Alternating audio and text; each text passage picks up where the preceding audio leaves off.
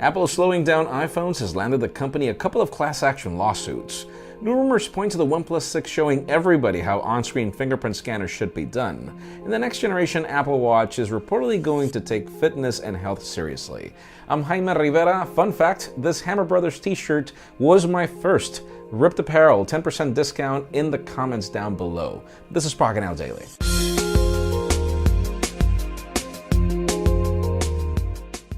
The official news today begin with deals as carriers are definitely stepping that game up. Sprint has now also landed a couple of BOGO deals for the case of the iPhone 8 and iPhone 8 Plus.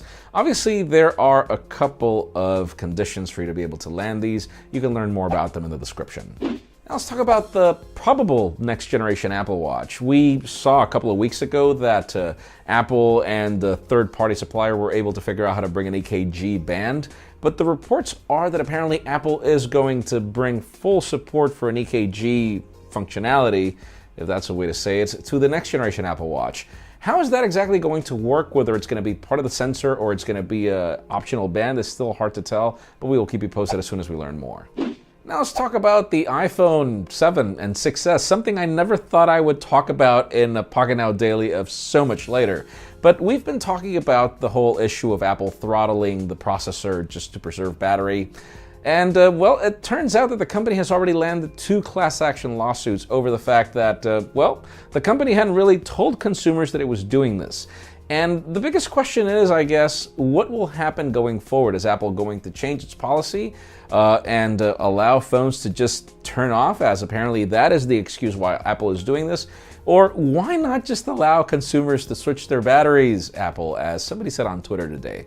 Let's see what happens in the end. Now let's move the spotlight over to some very interesting developments. According to some research that happened in a university in Tokyo, it seems that they were able to find a new type of glass that is self-healing. It actually self-heals itself in 2 hours without the need of heat. Apparently, scientists were working on this polymer to be able to serve as an adhesive, and that ended up becoming the self-healing glass in the end. Whether it's going to make its way to smartphones or tablets or whatever, it's hard to tell, or how early will that happen, but this is cool news. And finally, the very interesting news today have to do with the OnePlus 6, which is most likely not going to launch until mid-next year. But we've got some trusted sources claiming that OnePlus wants to innovate yet again with something different. Apparently, they want to bring this whole on-screen fingerprint scanner that both Samsung and Apple had fumbled with to this next generation OnePlus. Now, it's hard to tell if that's actually going to happen or not. Obviously, we've heard companies work on this for the past 2 years without success, but we have Synaptics claiming that we should see something really cool at CES. So let's see what happens. It leads me to the question today.